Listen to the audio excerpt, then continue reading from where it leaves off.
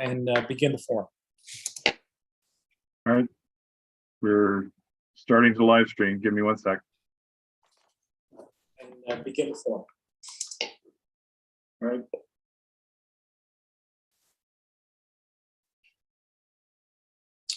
Okay, well, welcome everyone. This is the final meeting of 2022 of the Upper West Side Coalition of Block Associations and Community Groups. We're going to begin very shortly our forum all about our Upper West Side parks. Welcome to members of the coalition and those in our community joining us via YouTube or watching the program on YouTube at a later date. I'm Steve Anderson from West 81st Street, and I serve as this year's president of the coalition. And there is a recording in progress, which you just heard too. If you are interested in the work of block associations and community groups, please log on to our website, upperwestsidecoalition.org. Check out what's there. Sign up for our monthly newsletter. If you want to start a block association or strengthen your group, please be in contact. We are all about Upper West Side community, block by block. upperwestsidecoalition.org or email us at upperwestsidecoalition@gmail.com. I'm joined by members of the coalition with special thanks to Mark Diller, Community Board 7 member, treasurer of his block association at West 79th Street, and our technology maven, and my co-host from West 75th Street, Liz DeVito, a coalition director. Liz will be monitoring the YouTube chat, and we'll try to include some questions that are posed there. And we're going to ask our guests to respond to all the questions via email in case that they don't get answered during our session. So our guests for this forum are Anthony Perez, Manhattan Commissioner of the New York City Parks Department, Erica Sofa, Vice President of Park Use and Stewardship from the Central Park Conservancy, and Merritt Birnbaum, President and CEO of Riverside Park Conservancy. Now we're going to hear updates from each of them and then ask them to respond to a few questions. So let's begin in that order. Begin with the Commissioner. And Commissioner, thank you very much for joining us. And we appreciate your being here and updating us. So unmute and welcome. Great. Thanks so much for the introduction. Again, my name is Anthony Perez. I am the Manhattan Borough Commissioner for the New York City Parks Department. I joined the Parks Department for a second go around earlier this year, actually in September.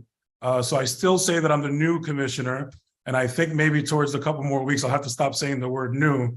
But in the meantime, I'll continue using that card. Speaking of new, I'm also a new father. I just had my first child 5 weeks ago. So I've been splitting my time between our lovely parks. And as soon as we're done here, I'm going to run home to my little baby. You know, we do what we love, and I love this job. So I got a bit of an update to share with all of you. I went through, talked to our teams, and I got a couple of different topics that I'll go through. And then, of course, I'll take questions, and whatever I can answer on the spot, we'll follow up with and get you a response, as Steve mentioned. So why don't we start just at the top? I want to talk about our maintenance and operations and staffing. Let me start by publicly thanking our park staff for all the hard work that they do every single day. They deserve a great deal of credit for keeping our parks clean and beautiful. And of course, and I promised I was going to say this without knowing that they were going to be here, but I want to give a special shout out to John Harold, of course, our administrator for Riverside Park, and Ben Kramer, the deputy administrator. And of course, I want to give a big shout out to Matt Genrich, the manager for our Parks District 7. You know, those of you that know him know that he will never brag about himself, so I'll do it for him. District 7 actually won the Best Sustained Performance Award this year at the annual Parks Awards. And that goes to the district that has the most, for maintaining the high PIP ratings and SLA compliance. For those that are not as familiar, a PIP rating is, in the Parks Department, we try to be as data focused as possible. And so we have a parks inspection program that's done somewhat independently of our own borough operations. So we don't know when the inspection team is going to come to a certain park. We don't know which parks they're going to show up on. And basically go in and check how clean and whether we're doing our jobs and doing what the community deserves for these parks. So it's kind of testing ourselves to make sure we stay on top of our game. And similar with the, it's our version of CompStat, similar to what NYPD has. And also SLA, what that means is service level agreement. So every single park has an agreement that shows how many days per week or how much service that park needs to get in order to be maintained. And so Matt and his team, the district that he manages, passed those tests with flying colors.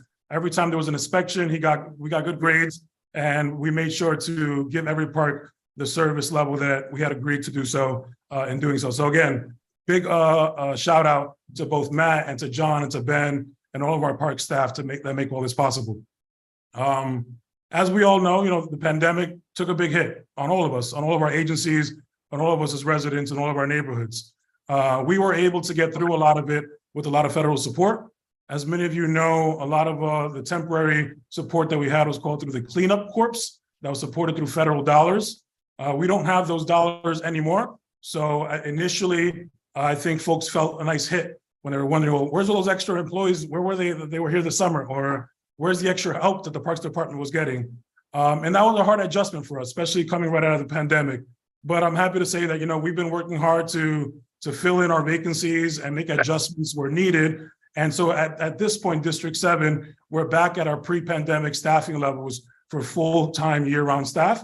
And we still have some spots that we need to fill. For example, we have a park supervisor position that's still vacant, but we hope to have that backfilled by January or February.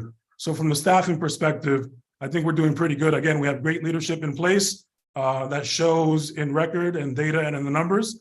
And we're back to our numbers that will continue to make sure that the parks get the staffing that they need. So again, maintain them as beautiful as they should be, and that they're the parks that our kids and our families deserve to be using.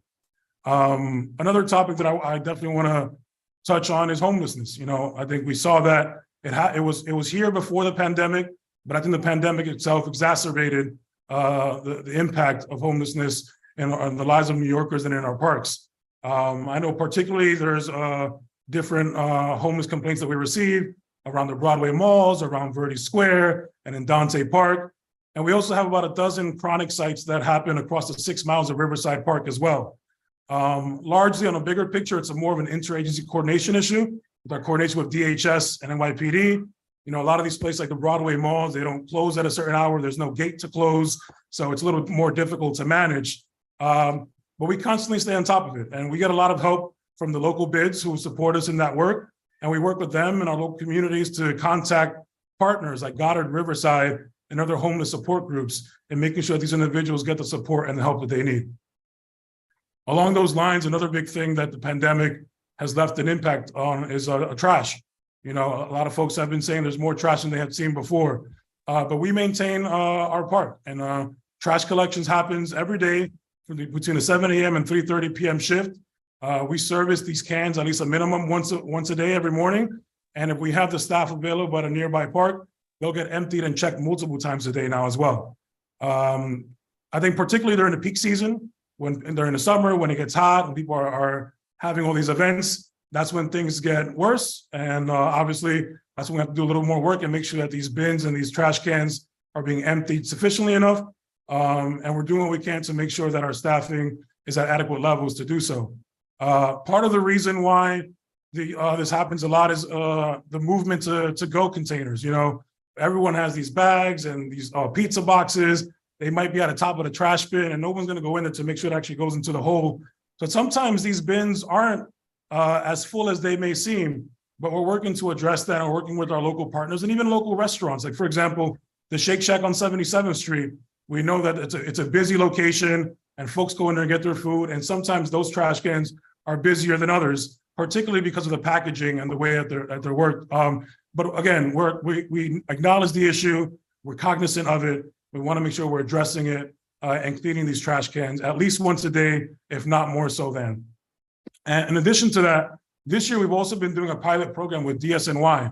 We've been working with the sanitation department to make sure we coordinate on having additional trash pickups. And it's pretty simple. Our park staff collects all the trash and they put it on the curbside, and DSNY goes ahead and collects that as part of their residential routes. And so that gives us an extra layer of trash pickup that we had not had previously, just with a little bit more coordination between our city agencies. And so there are 15 parks that are part of that additional trash pickup partnership program with DSNY. Those include Booker T. Washington, Annabella Villas, Tecumseh Playground, Happy Warrior, Matthew P. Saplin. I'll go through, I don't want to go through the whole list, but that includes Saul Bloom, Frederick Douglass, Sherman Square, Strauss Square, Verde Square. And again, we can follow up in writing to give you an exhaustive list of those programs, those parks that are included in this pilot program with DSNY. And of course, we talk about trash, we got to talk about rats. It's you can't avoid that issue either. So we want to jump straight into it and address it at its face. The rat issue is a problem that we have citywide. It's something that we're dealing with in all of our parks. And while the rats may be getting their food from residential buildings or restaurants or other sources, they love our parks. It's nice, firm, fertile ground where they can dig into their burrows and create little homes for themselves. But we've been working on that closely as well. We found that works the best is our Burrow RX system, which is basically carbon dioxide machines that are put into these rat burrows. And it's a faster, cleaner way to address the rat issue because it allows to mitigate the issue at the location underground instead of having traps or poison out on the ground that could be accessible by other birds of prey or even our beloved dogs and other pets.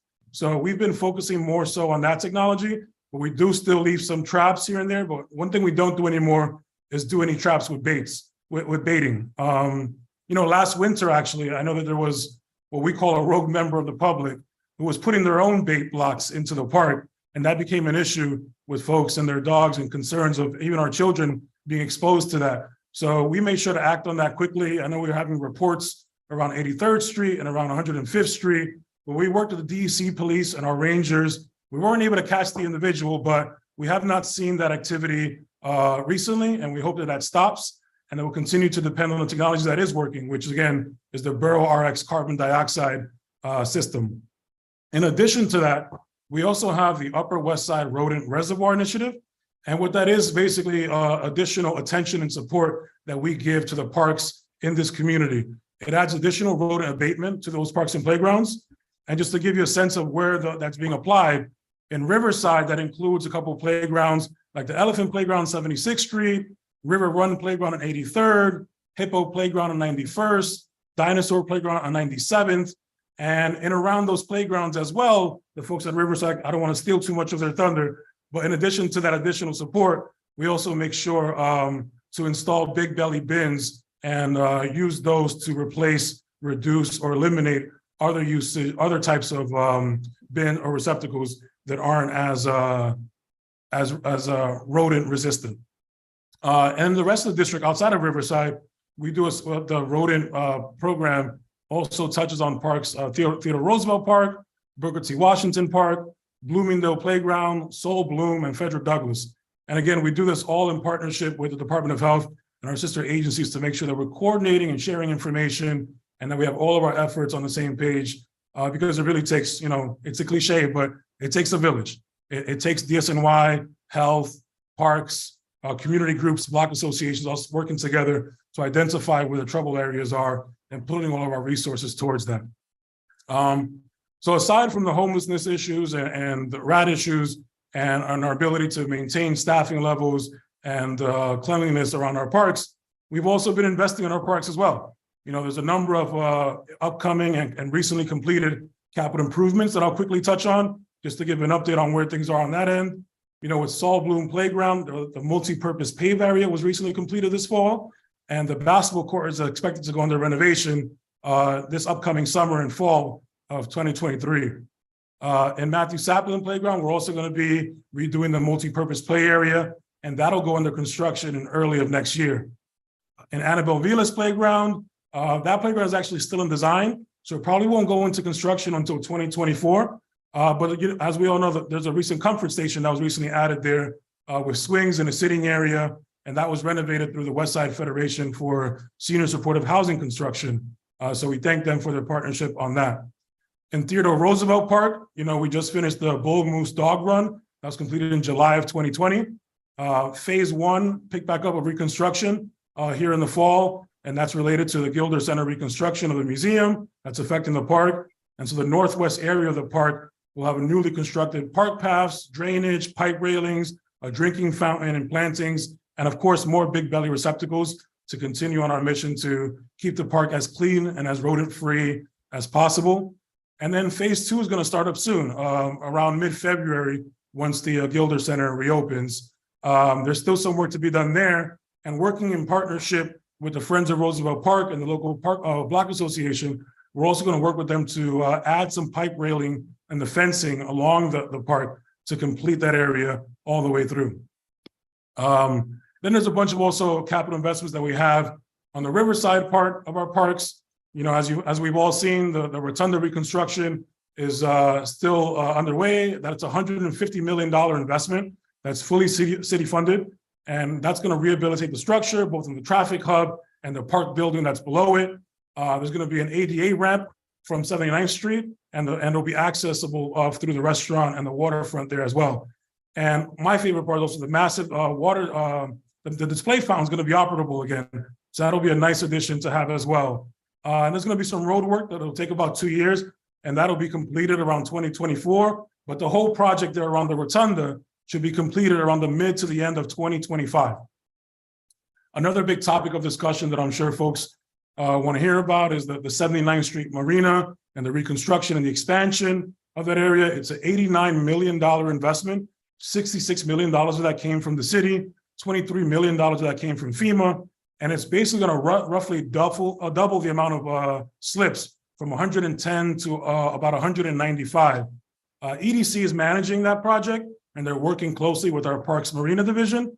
And currently, the most recent update is that EDC and our folks have gone back and engaged with an architectural firm to kind of relook at the design and the structure to make sure that it keeps in line with the adjacent landmark park and the river views as well. So that's expected to begin sometime in 2025. And thankfully, most of that work will be performed from barges in the river. So hopefully we won't see as much traffic congestion coming from that construction. Another huge project that's in the pipeline is the Amtrak overbuild. That's going to be a $350 million project that's coming all from mayoral funding. So DOT Bridges actually maintains that park structure, and they've been working closely with Amtrak to take a look at what is needed now. And so $2 million out of 350 is going to try to address some of the more emergency repairs that are needed to be done in that area. And the remaining $348 million will go towards the work that's still being designed. So while the emergency work won't really start the emergency work will start as soon as we can, but then we'll get into the bigger work in 2027. And I'll just wrap up quickly. There's still a couple more projects happening. We have $11.5 million to address park flooding in the district, $750,000 to redo the ramp at 78th Street, almost $20 million to finish phase 6 of Riverside Park South, and Gail Brewer is helping us out with some more funding, almost $7 million supporting Dinosaur Playground. So there's a lot of investment, a lot of work, a lot of coordination, and we're trying to stay on top of it all. And of course, none of this gets done without partnership and communication with us all. So I really look forward to working with you all on the work ahead and staying in communication and addressing any of the needs that you have as they come up. Well, Commissioner, for a new commissioner on limited sleep, that was quite the presentation. And we thank you. And you raised only about 50 issues that I'm sure we all have topics that we would like to further revisit. But let's first bring in Erica Sofa from the Central Park Conservancy and ask Erica to give us an update on those efforts, please. Sure. Thank you, Steve. And thank you, everyone, for having me here tonight. Happy to be with you all. I have a few updates. First, I'll just introduce myself. As Steve said, my name is Erica Sofa. I'm the Vice President for Park Use and Stewardship at the Central Park Conservancy. I've been with the Conservancy for 11 years. I also worked for a number of years as a park ranger with the Parks Department in Central Park previous to joining the Conservancy. So the areas that I work with in Central Park is film and special events. So all the film shoots that happen in the park, all the big special events, and our community relations group, which I think is quite relevant to some of what we're going to talk about today. community relations, we deal with all kinds of incidents that occur in the park. We have a lot of relationships with different user groups like the ball clubs, different leagues, businesses and concessionaires that are working in the park, communities that engage with the park. And we also work as liaisons with the Parks Department, with the NYPD. We have good relationships with many agencies and partner organizations to just keep things flowing in a nice way in Central Park. Today, I wanted to bring a few updates about visitation and park use in the park, particularly following the pandemic. Also want to talk to you about some maintenance efforts that are moving forward in Central Park and safety in the park. So as far as visitation and park use trends go, potentially all of you who've been in the park this summer have probably seen, and right now this season, that the park is back. People are coming in droves, tourists are back. It's very busy. It was a very busy summer in the park. Events are back, races are back, all the big things that had been missing over 2020 and 2021. We saw a lot of that come back in full force this year. We also saw like a continued use of the park in new ways that were, I think, like spurred from the pandemic, and that we're seeing like this might just be something new, like a new future in Central Park. Some examples of that is we've always had a lot of school groups that come into the park, but during the pandemic, many of the schools and the pre-K groups and all of that came into the park just simply so that they could be together and learn and get out into the fresh air. And we're seeing a lot of those groups still using the park, particularly very young children, pre-K groups like that, of that nature. We're seeing them in many parts of the park all year. We've been seeing that. So we've also seen an uptick. Any of you who spent time here in the summer with a lot of dogs off leash. That was something that we were really grappling with in Central Park this summer. I think a lot of people adopted dogs during the pandemic. And also during the pandemic, there was a little bit of a kind of like a pullback on enforcement. You know, people needed to get outside, they needed to breathe, they needed to like release some stress. And so there was less of an enforcement on rules and regulations. And so coming back this summer, we just saw an explosion of dogs off the leash with a lot of new owners who didn't know what the rules were around dogs off leash. We spent quite a bit of time educating people, putting up new signs in certain landscapes to help people understand what the rules are, what the leash rules are in New York City parks. And also another thing that really picked up during the pandemic and that is continuing is the use of e-bikes and e-vehicles. Anyone who's been in Central Park and been on the drives has, I'm sure, seen this. Actually, we're seeing it all over New York City in bike lanes. Just e-vehicles are a thing right now. And picnicking. Picnicking, what a pastime that came back in force during the pandemic. And that actually relates to something that Commissioner Perez brought up around trash management.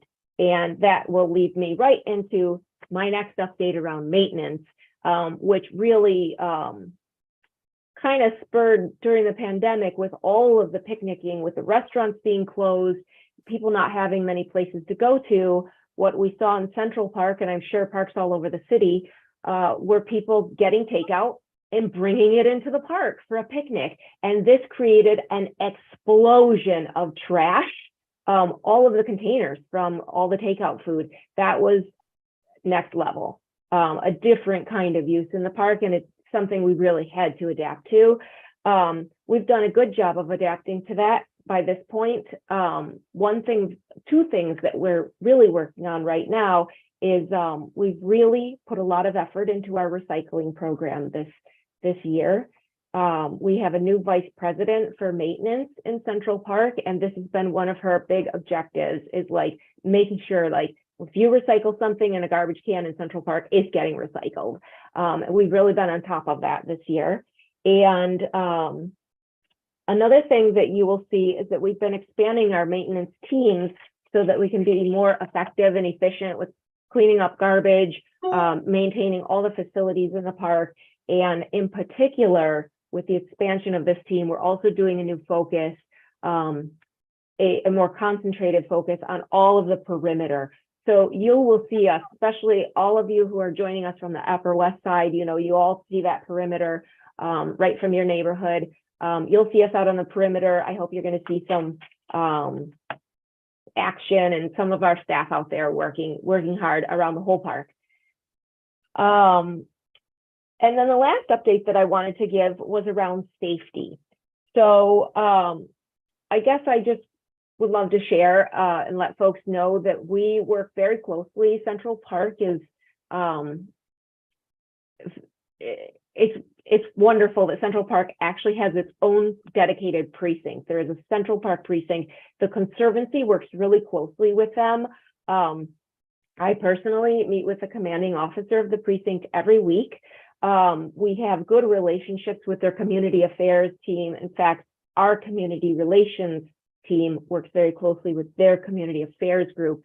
And we're in constant conversation with them and connection with them as far as safety in the park is concerned. Something that is probably of interest to this group, I know there's been concerns. I've attended some community board meetings. I'm in the park every day. So the concerns around like e-vehicles, bikes moving really fast on the drives in the park. I know that's a concern. Anybody who's in the park feels that, including those of us who work here. We're aware of it. We see it. We feel it every day, and we feel that pressure. So the police, the NYPD and Central Park has done a few sting operations where they're actually like setting up areas at intersections, key intersections. They have confiscated quite many mopeds, been issuing summonses to people who blow through the red lights at like an area where there would be like pedestrians crossing. And some of those efforts have also been paired up with PEP officers as well. So it's been like a collaboration between NYPD and the Parks Department to tackle that this summer. So they've done a few of those, which I think is just really refreshing.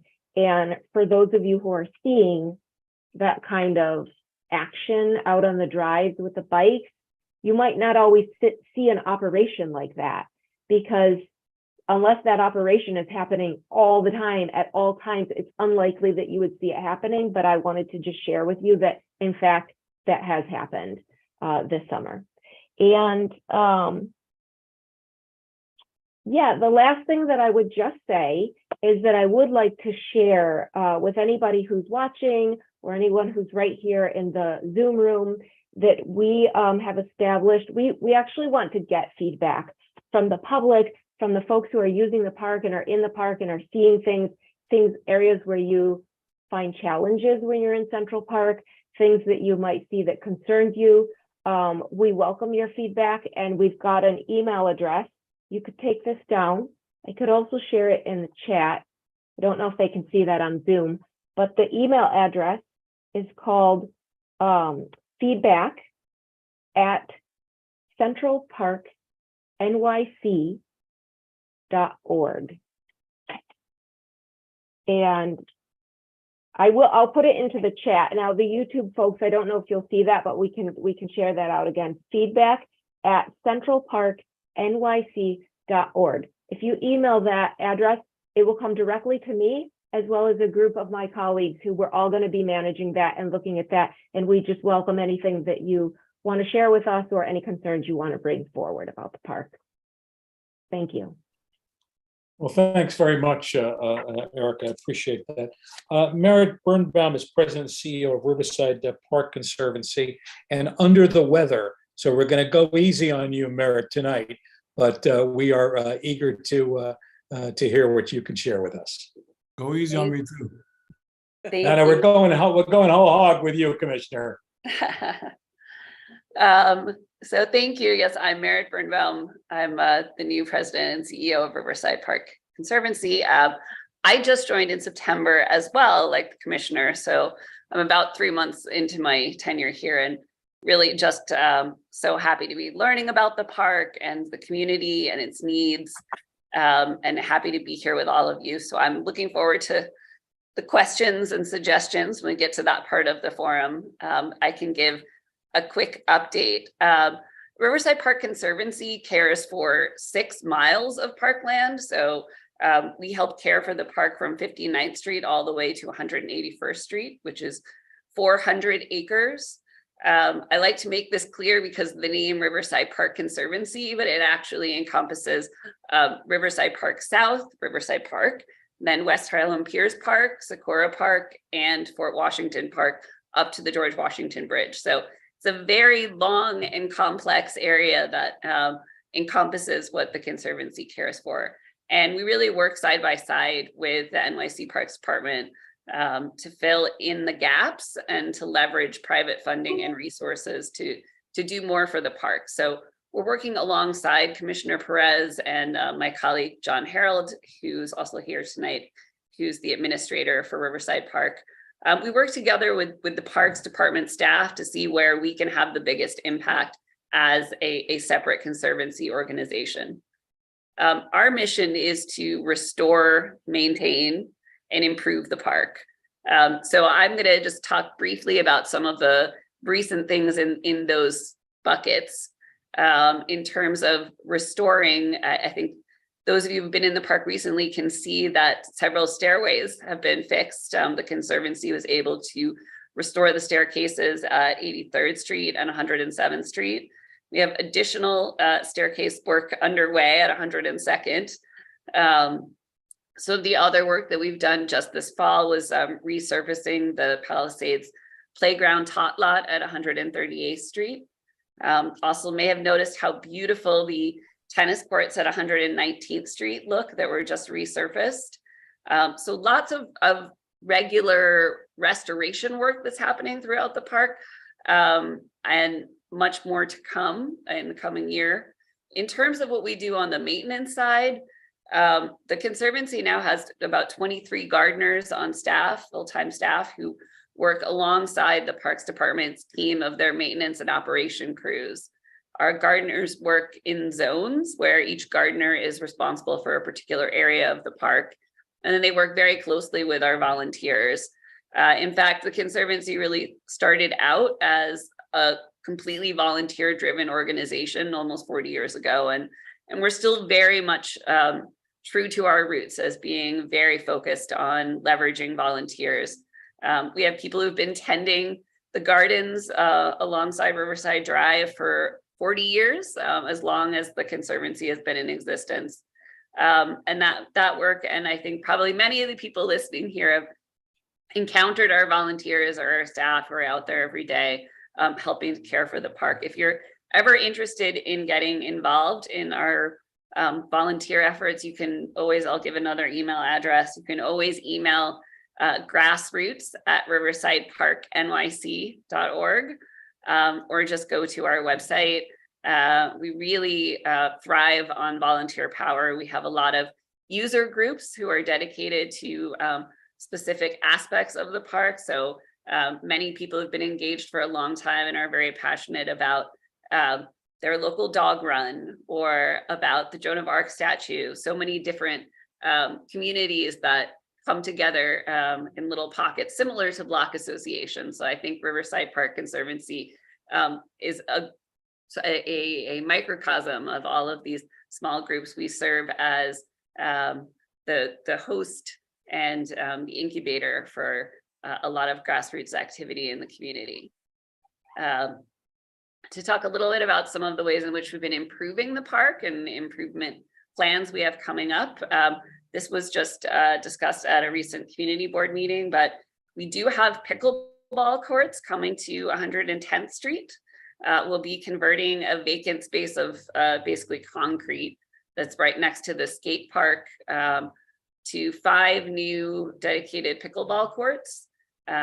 Those will be in construction soon and hopefully open around midsummer. We're also currently doing some work to restore the old locomotive in Riverside Park South, which is a in definite need of some TLC. So looking forward to seeing that project completed soon. We have been doing a lot of work recently to restore our natural areas. You may know us, I think one of our most famous attributes has been our goats. They have been extraordinarily popular, chomping away at the area just above the 119th Street tennis courts in an area where it's so steep that our human gardeners can't do the job. So the goats have managed to eat a lot of poison ivy and other invasive plants over the last couple of years in that area. And this year we're actually going to start planting new native plants in that slope and starting to, excuse me, create a really new thriving woodland ecosystem in an area that has traditionally been very hard to maintain. Excuse me, I may have to cut these a little short. New pollinator gardens, another great aspect that you can see all the way in the northern part of the park and the southern part, which mimic a natural meadow habitat. And John, I think I'm gonna pass it over to you, if you don't mind. Very good. Yes, Merritt. Yeah, well done, Merritt. Merritt has been suffering, and I'm impressed with that. I want to thank the commissioner. He really summed up a lot of the critical issues we're dealing with: trash, rats, homelessness, some of the infrastructure issues that are affecting the park and its use, but also the opportunities that we're being presented with all of this, with the funding that's been allocated for Dinosaur Playground. The Rotunda is just a spectacular project that I've been hearing about for 20 years, and it's just amazing to see it actually happening. I want to echo the commissioner's gratitude and recognition of the park staff, Ben Kramer, and everyone that reports up to Ben, taking care of the park thick and thin, whatever the temperature, whatever the weather, whatever's going on in the park. And lastly, I just want to say how great it is to be working with Merritt. It's a very exciting time in the park and at the Conservancy, to have her leading the Conservancy, and really nothing but good things on the horizon in Riverside Park. Thanks very much, John. We appreciate that. Merritt, we hope you are feeling able to come back to us when you can. Let's take a few questions. Mark Diller, you want to kick it off? Sure thing, and thank you, Steve, for the honor of the first question. This probably goes to the commissioner, but it may also impact the Conservancy. Both in our work at Community Board 7 and through the block associations and so forth, a lot of attention has been paid to the dining opportunities within Central Park. There's been a bit of news about the Loeb Boathouse closing and then reopening. The Tavern on the Green is also of interest, and the wonderful work that's being done with respect to the renovation of the Lasker pool and rink. We understand we'll also have dining options. There's been a lot of interest in an update on the status of each of those operations. Obviously, the Lasker is still under construction under the able hands of Lane Adnesio and her team, who are wonderful to work with. But we'd be grateful for an update on the status of the Loeb Boathouse and the Tavern on the Green, the plans for the Lasker dining opportunities, and the sort of spectrum of price points across the way in which these dining opportunities will be made available to park users. Thanks so much. So, Erica, is that a topic that you are able to shed some light on for us? I would have to defer that over to Parks, but the Boathouse and Tavern on the Green are both concession locations that are totally managed by the Parks Revenue Department. At Lasker, which is going to be called the Harlem Muir Center, that is going to be a shared oversight. So the Conservancy is actually going to be maintaining the new facility there as a community-based recreational space. But in the summers, when it's a swimming pool, Parks Department will still oversee that as a public pool. As far as dining there goes, I think it's a bit premature for me to speak on if there's going to be what the dining venue would look like there. We're really focused on like community engagement and recreation up there now. So we do have a website, a webpage totally dedicated to this project. I can share that here, but you could just stay on top of that to be updated on what's coming with that project. I'll put the thanks, Erica. Commissioner, do you have anything you can share with us about the issue of these two franchised, sort of concessioned, I should say, dining establishments? Sure. So there isn't much of a concrete update, unfortunately, but for those of you that have been following, with the operator leaving the space, our concessions team has been working on an expedited timeline to find a new operator for the space at the boathouse. And specifically, what that means is instead of restarting a whole new RFP process and delaying it further, what we're going to do is have a condensed process where the new operator will come in and finish out the term under the current agreement. So I would hopefully get someone in there and operating as soon as possible. The only other update that I think hasn't already been in the news, we've been working closely with the Conservancy to make sure that at least the bathrooms remain open while the boathouse itself is closed. So we'll be doing that and making sure that we coordinate on winterizing and securing the spaces while they're operationally vacant. But like I said, most of the information that we have available has already been reported by different outlets. And specifically, the most important thing to emphasize is that we are working closely on getting this done quickly, more quickly than it would have otherwise taken to find someone to use that treasured space and get that up and going. Okay, thank you, Commissioner. I want to throw in here, we've had a couple of questions submitted to us from our neighbors. Beth Krieger, an Upper West Side neighbor of ours, asked the Riverside Park Conservancy, they'd love to know why the kayaking launch that was used in Riverside Park near 70th Street was never replaced and was very popular, and wondering how about that being added as a wonderful addition to folks to access on the west side. Merritt or John, do you have a response to Beth for that?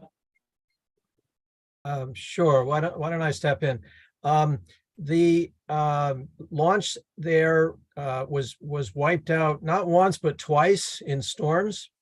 The first time the deck floated away, was replaced. The second time, the deck, the piling that was holding it, all went. And it will be expensive to put in a new one. And we've also been assessing, which we don't have funding for, but we've also been assessing whether that's the best location for a kayak launch, both from the standpoint of being on land. You're right on the esplanade there. It's a busy area. It's not really near a place to bring your kayak to carry it into the park, let's say. Also, there are concerns which are shared by our colleagues at the marina of having often people who are just beginning, they're just learning how to kayak, being right in the same area as pleasure craft that are coming and going. So looking at both who the constituency is it people who are learning? Is it more seasoned kayakers? What's the best location, and how would we pay for it? Are the three things. So it hasn't really advanced very far, but that's what is going on with that. Okay, thank you, John. Let's move to Dale Brown, a vice president of our coalition. Dale, you have a question? Yes, I do, and it's directed to the commissioner. First of all, thank you so much for being with us this evening. And I found your presentation to be very, very interesting and quite different from what's being reported in the newspapers. You have indicated that you're being able to maintain the parks, and we hear about all the budget cuts. And you've also indicated that you're going to be hiring someone when we are hearing that you're not filling current jobs that have been vacant. And I'm a little confused, and I'm wondering if we shouldn't have you update the newspapers on this or go into a little further discussion on these two issues. Sure. So I think one thing is probably where there's a distinction is the newspapers will, especially some of them, will write certain things that are a little bit more hyperbolic or dramatic. And that's not to say there aren't issues. You know, I started my presentation acknowledging that we still have ongoing issues with rats and homelessness and trash pickup. But with that said, I think we're doing a much better job coordinating. In terms of staffing, with that one particular position with park supervisor, it's actually going to be backfilled. So it's not like we opened it up to a whole new process. But even with that, you know, we are still able to hire folks. We just aren't able to fill all the vacancies that are currently out there. And so even with the most recent update that was reported, we're able to just identify which ones are the most important positions that need to be filled and which ones might need to wait until we have more funding. So it's not that the city has a full ongoing no new employees policy. We're still trying to fill in and staff up as needed. But I think in particular, I think also every district is different. I think the benefit is I'm happy that I'm here reporting for this district. In District 7, I mentioned I think we have a little bit of a better situation in terms of what our numbers and our data and our community folks are telling us. It's a little bit better the outlook in some other parts. You know, some other parks, even in Manhattan, have different terrains. They have steeper areas. They're closer to other issues that seep into the park as well. So I think that we just might be in a little better of a situation than the larger citywide picture that's being reported in the media. Thank you. Okay, thank you. Thank you, Commissioner. Gail Dubois from West 83rd Street. If you want to jump in here with a question? You get to unmute, please, Gail, and ask your question. Yeah, Thanks. sorry about that. I walk in Riverside Park, and there are no controls on the motorized bikes and the no bike areas where it's supposed to be only pedestrians. I cannot tell you how many times I walk in the pedestrian only areas and bikes just whiz by. There don't seem to be any controls or any signs that there are penalties if vehicles are in that area. Is there anything that can be done to enforce these rules? I mean, I've even seen motorized bikes in the Esplanade area above. And there doesn't seem to be any controlling of it. You know, what could be done? It is very much a challenge. It's very noticeable in Riverside. It's not just in Riverside, of course. We have the as Mark and others like to point out, the most heavily traveled greenway in the country, supposedly, and that doesn't just attract bicycles, it attracts people riding anything. And of course, you have to get to it. So people ride through the park to get to it. And that's why they're there. And exactly as you described, it's daunting, it's concerning, it's nerve-wracking. Enforcing it requires a constant presence by either PEP or PD or together. And it's very hard to commit that kind of resources. We do have signage. It doesn't post the fines. We have signage at every single park entrance saying that motorized vehicles are illegal. Just as we have signage, you know, that bikes have to slow down and you have to leash your dog in certain areas. People don't always respect signs. But we're constantly experimenting with different approaches. This has been an issue that I've not the motorized vehicles, but the pedestrian bicycle interface, if you will, is something I've been working on since I came to Riverside 16 years ago, and we're still trying to solve it. All right, thanks, John. We're going to go to Liz, who's got a question or two from a YouTube viewer. Yes, can you hear me? Steve, Yes, are you hearing we me? can hear you Okay. just fine. Yes. Hi, everybody. There are a couple of questions that have come in the YouTube chat room from Andrew Rosenthal. Very briefly, one of them is about the helicopter noise over Riverside Park. Is the Conservancy able to do anything about that? And then the second question has to do with creating safe bike routes across the park. Like there's one already across the 72nd Street is a safe route, to go from west to east, east to west. Are there plans to make any other cross park safe routes? So the first one was helicopter noise and the second is safe routes. I'm not quite sure who, John, do you want to? On the Try that. helicopter noise front, I see Melissa on the call. And I do want to say and call out Stop the Chop as being really the incredible advocates for this work and everything that Melissa has been doing. Thank you.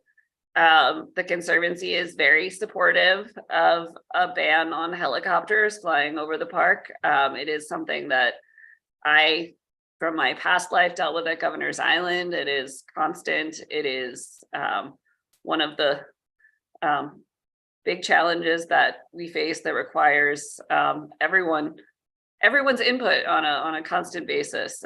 We've been trying legislative, we've been trying through lawsuits, we've been trying a lot of different ways to see how to solve that problem. I don't know if Melissa, you have any updates. I would direct everyone to sign up for Stop the Chop emails. So it's an ongoing problem, just requires constant, persistent attention. Yeah, Hey, there. Melissa, why don't you jump in here? Because we've got some success in this issue, little by little. Can you give us just a brief update on this issue? Great, thank you. And thank you so much, Merritt. I hope you feel better. There's so much going around these days, so be safe. Yeah, there's actually some exciting news. There's a Stop the Chop bill that just was sent to Governor Hochul's desk. And this was the State Senator Brad Hoylman and Assemblymember Dick Gottfried's bill.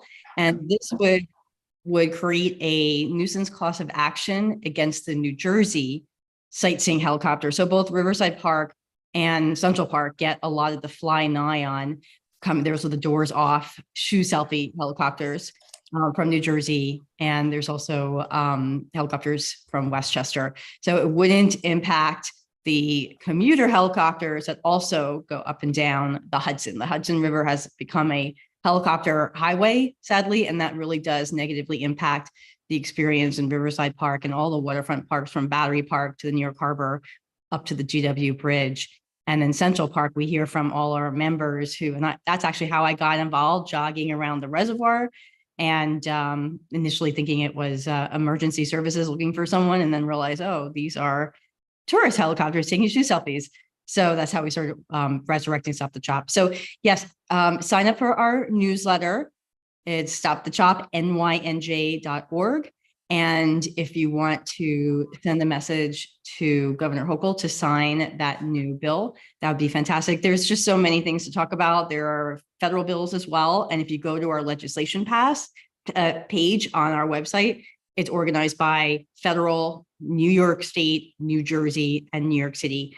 There's also Intro 551 that Councilmember Lincoln Ressler introduced to shut down the city-owned, the EDC-owned heliports to non-essentials, to commuters and sightseeing.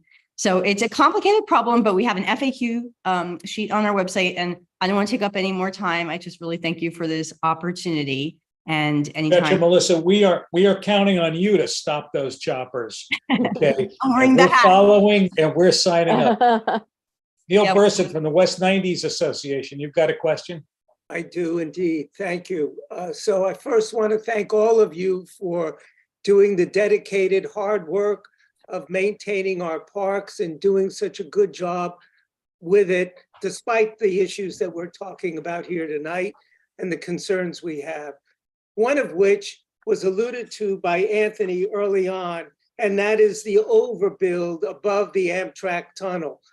I am frequently walking in that area, and I'm horrified to see constant erosion and eruption at the expansion joints, obviously, of the tunnel below. And I'm wondering, you said that $350 million is being dedicated to fix that problem, but that work won't begin until 2027 with a $2 million portion of it being addressed now. And so I'm wondering, even with emergency funds and work being done soon, will that enable the overbuild to sustain the environmental impact that it has from weather and from the vibration of the trains that go through it below, until the big work begins several years hence? Sure. So I'll just quickly jump in, and then I think Merritt and John can probably add more detail. But as it relates to that, the work was originally planned for starting until 2027 for construction. But, you know, just as recent as like a month or two ago, I did a walkthrough with Merritt, John, and the rest of the team, and we took a look at the site. I think we're all very cognizant of the fact that because of the constant usage by Amtrak, because of the constant usage by park goers, we may need to continue monitoring more closely. So we're doing just that. We're having folks reassess and take a look at it to see what exactly is the work that's needed now, what can't wait until construction starts a couple years later, and what kind of funding or coordination do we need with our state and federal officials to make that work. It's an important work. It's a national line that has huge reverberations across the nation if we don't get this fixed. So we're very mindful of the impact that this could take. I don't know if Merritt and John want to add to any of that. May I follow that up with what, if anything, is Amtrak doing to shore up that ceiling and the walls of the tunnel? Well, so the overbuild belongs to the city. It doesn't belong to Amtrak. And so it falls to the city to take care of it. Of course, Amtrak is an important partner here. They have to let us in, let DOT's engineers in, and eventually let the contractors in, just as they did over several years. I'm sure you haven't forgotten that this sort of work was already being done from 72nd to 79th, and then from what are the streets, 83rd up to 95th. So we're working with Amtrak. DOT is working with Amtrak.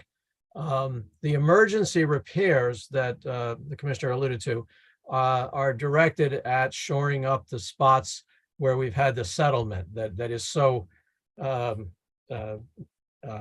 obvious. Those are the areas of highest concern. As the commissioner said, they're being monitored to make sure they're not getting worse, as well as any other areas. I've frequently asked DOT to come and look at other areas to make sure they're safe, and they are. They've come back and said, you know, nothing further has changed. Nothing has changed there. So we are watching it very carefully. Well, thank you. Thank you. I will just add that I am also watching it extremely carefully, and I am yelling about it to everyone that I can find at any level of government everywhere. So please know that we all understand how critical that is, and it is definitely a top priority to make sure that it gets fixed as quickly as possible and that no further damage happens, and then we don't see the risk of that tunnel collapsing. So please Thank know you. it is we've very got a top few- of mind. We've just got a few minutes left here. Commissioner, let me ask you this. A number of people have asked, during the pandemic, two things happened. Many things happened, but two of the things happened that I want to relate is we recognize the incredible value of green space, of our parks. We saw it as an incredibly important resource that we needed to access for our mental health, for our physical health. So we were out there. The other thing that a lot of people seem to have done is they decided they needed a pet, so that suddenly there seemed to be a whole lot more dogs that we had. So we were home more and we had more dogs. And I don't want to just reference my own park, Theodore Roosevelt Park, on 81st Street around the museum, but I'm told that there is what my family calls sometimes a situation regarding dog parks and the organization of dog parks and the increased number of dog handlers and dog owners, and that this is something you're looking at, taking a new look at, to try to figure out how best to organize, reorganize, or reform that situation. Can you share anything about that? Sure. Well, let me say that when I took this job, I was so excited, and I still am. And I'm thinking it's going to be about infrastructure and helping with crime and fixing our parks, and none of that. You know what I hear every single day? Two things. pickleball and dog runs. And the questions are on both sides. It's when are you building more pickleball courts, or when are you building another dog run, or the opposite? What are you going to do about pickleball being so big, or the dog run is getting too noisy or too out of hand? What are you going to do about that? So whether I want to or not, those are two topics that are in all of my conversations almost on a daily basis. And I think it really, like I mentioned earlier, I think every park is unique. I think every park is a different dynamic. It depends exactly where it is, what kind of buildings are around it, what kind of local organization that volunteers is there around it to make sure that the rules are being followed and that the adequate care is being given to it. There's a big dynamic in terms of the sentiment of the community, whether folks don't want to deal with it or are really seeking for more spaces. So what we're trying to do is get an assessment in each and every case to get a better understanding of what is really needed here. Do we need to find additional dog run spaces in some cases? Do we need to make some alterations to existing dog parks that are there? Do we need to make changes to the hours of operation or the signage? These are all things that we're considering. And what first and foremost, we want to listen. So we've been going on our own fact-finding mission to hear from community boards, from local groups about each and every different dog park that exists now to see how can they be reformatted to better suit needs. And also, again, as we explore any new additional dog parks, we want to make sure that we're being thoughtful about where they're being placed and who's going to be involved in the care and management of it moving forward. So yes, it is very much on the top of the agenda because like you mentioned, during the pandemic, everyone got a dog and those dogs need to go somewhere. Anthony, thank you very much. Merritt and John, we're glad you could join us. Erica, thanks for being with us. Of course, we wish you great success because we care very much about the focus of your work and about our parks. And thanks to all the members of the coalition and for those who are tuning in on YouTube. Our time is up. We'll be back in the new year. Happy holiday and good wishes to all our neighbors. Thanks so much, everybody. Make it a good night. Good night. Thank you. Thank you, everybody. Thank you. Thank you, Steve. Bye. Welcome. Thank Bye-bye, you. everybody. Great forum. Terrific. Happy holidays. Be safe.